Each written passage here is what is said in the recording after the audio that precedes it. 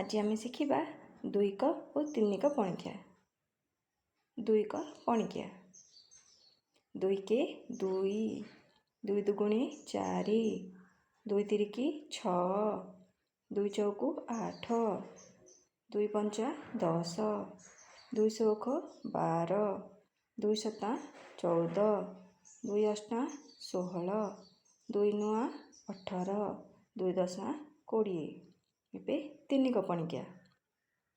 3 के 3, 3 दुगुणे 6, 3 तिरिकी 9, 3 चौकु 12, 3 पंचा 15, 3 चौख 18, 3 सता 21, 3 अष्टा 24,